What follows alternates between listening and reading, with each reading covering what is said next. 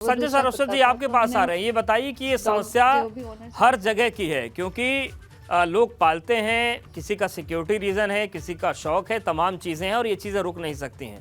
लेकिन आप लोग की जिम्मेदारी बहुत बड़ी हो जाती है कि कैसे अनुशासन मेंटेन हो सोसाइटी के ग्राउंड में, लिफ्ट में और तमाम जगहों पर जहां पर इस तरीके की घटनाएं रोकी जा सके। आप लोग की बिना कुछ होगा नहीं।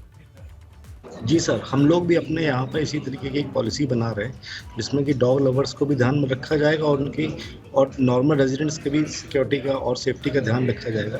जिस तरह की आप लिफ्ट में अगर कभी आप इस्तेमाल करते हैं, अपने डॉग को ले जाएंगे कि सबसे पहले तो ये होना चाहिए कि आपके डॉग ट्रेंड होने चाहिए, उनके सारे वैक्सीनेशन सर्टिफिकेट्स आपको एसोसिएशन ऑफिस के अंदर जमा करने हैं। उसका टाइम पे आपका जो भी वैक्सीनेशन होता है वो आपको सर्टिफिकेट देने होंगे। उसके बाद आप अगर लिफ्ट यूज़ करते हैं तो सिर्फ सर्विस लिफ्ट यूज़ करेंगे और आप इस बात का ध्यान रखेंगे कि अगर पहले से कोई लिफ्ट यूज़ कर रहा है, अगर उस लिफ्ट में कोई है तो आप अपने डॉग के साथ उसमें नहीं जाएंगे। मास्क उनके होना चाहिए। सोसाइटी कंपाउंड के अंदर आपको अगर टहलाना है अपने डॉग को तो आपको साथ में उनके जो गंदगी वो करते हैं बिल्कुल, और नियम ये सभी को मानने होंगे और ये कैसे माने जाए ये भी आप लोगों को तय करना पड़ेगा। लेकिन अनुपम सर, जो तस्वीर बन रही है, आपने एक्ट का जिक्र किया, उसमें दोनों ही पक्षों की बात करें, अगर हम जानवरों के हित की भी बात कर लें तो आज भी उस एक्ट में यही है कि अगर कोई किसी जानवर की अगर हत्या भी कर देता तो 50 रुपये से ज़्यादा का जुर्माना है नहीं। बहुत लंबे समय से मामला पेंडिंग चल रहा है। लेकिन ये जो एबीसी हम लोग सुनते हैं, एनिमल बर्थ कंट्रोल, ये इसका पैसा जाता कहाँ है? क्या एक्ट की तरह ये रकम भी एकदम छोड़ दी गई है कि जो पशुधन विभाग के लोग हैं आराम से उसको खाएं पिएं डकारें, कोई पूछने वाला नहीं है? क्योंकि एबीसी के नाम पर करोड़ों रुपए खर्च होता है पर दिखता तो नहीं सड़क पर कि कोई कंट्रोल हो रहा है। देखिए, जहाँ तक क्रूएल्टी टू एनिमल्स एक्ट है 1960 का, उसका तो 50 रुपया भी जुर्माना नहीं है। पहले ऑफेंस के लिए 10 रुपया है और दूसरे ऑफेंस के लिए 25 रुपये जुर्माना हो और 3 महीने की कैद हो सकती, जो आज तक मेरी जानकारी में किसी को नहीं मिली। ये इतने रिडिकुलस और आउटडेटेड लॉज जब तक चलते रहेंगे तो ये क्रूएल्टी तो होगी। रही बात इन जो कुत्तों की, तो मैं आपको बताऊं कि अभी अशीना बता रही थी कि इम्यूनाइजेशन और स्टरलाइजेशन, तो अगर आप कुत्तों का इम्यूनाइजेशन के साथ साथ स्टरलाइज कराते हैं उनको, जिसको बदियाकरण कहते हैं, स्प्रे करना कहते हैं, तो उसके बाद देखा कि कुत्तों का एग्रेशन बहुत कम हो जाता है।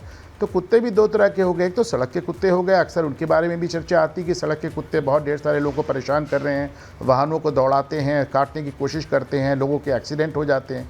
और दूसरी एक ये समस्या है कि कॉलोनीज़ में और सोसाइटीज़ में ये जो फॉरेन ब्रीड के एग्रेसिव डॉग्स हम लेके आ रहे हैं, तो लेकिन जिस तरह म्यूनिसिपैलिटीज़ आज की तारीख में कुत्तों को रखने के लिए लाइसेंस इशू करती है, उनको चाहिए कि स्टरलाइज करने के लिए भी वो उनको, पहली बात तो सारी म्यूनिसिपैलिटीज़ का काम है स्टरलाइज करना, पर बहुत रेयर जगह ये काम हो रहा है। ज़्यादातर जगह ये म्यूनिसिपैलिटीज़ ये काम जो है एनजीओज़ को दे देती हैं कि सब आप कर लीजिए। और जैसा कि आपने कहा, इसके लिए इतना पैसा आता है, समझ में नहीं आता कहाँ जा रहा है, क्योंकि ना सड़क के कुत्ते स्टरलाइज हो रहे हैं और ना ये विदेशी ब्रीड के कुत्ते। विदेशी ब्रीड के कुत्ते तो ऐसे भी स्टरलाइज नहीं होते, क्योंकि इनके मालिक इनकी ब्रीडिंग करते हैं, इनके बच्चों को लंबा लंबा महंगा बेचते हैं। हमारे यहाँ एक ये जो ब्रांडेड चीज़ आने का एक फैशन है, आपको ब्रांडेड कपड़े चाहिए, आपको ब्रांडेड जूते चाहिए, ब्रांडेड चीज़ें, महंगी चीज़ें चाहिए। अब ये कुत्ते भी एक फ़ैशन के रूप में आ गए हैं, जिसको मैं बार बार कहूँगा कि ना उनको यहाँ का क्लाइमेट सूट करता है, या उनके साथ क्रूएल्टी है। और मैं आज आपको बता रहा हूँ, मैं एक एनिमल शेल्टर चलाता हूँ, उसमें ऐसे कुत्ते लोग लेके चले आते हैं कि साहब हमने पाला था, आज ये 2 साल का हो गया, 4 साल का हो गया, बहुत एग्रेसिव हो गया, आप घर पे रख नहीं पा रहे, आप अपने यहाँ रख लीजिए। अब उसको शेल्टर में रखना भी बड़ा मुश्किल होता है। फिर आप तो कुत्ता हटा देते, कुत्ता अपने मालिक को भूल नहीं पाता है, वो शेल्टर में आके खाना पीना छोड़ देता है, बीमार हो जाता है, पेनफुल डेथ होती है।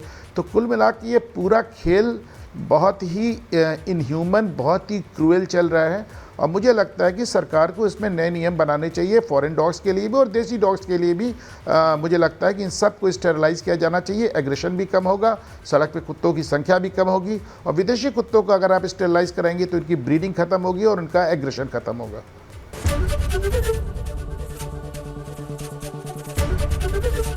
एबीपी गंगा, खबर आपकी, जुबान आपकी।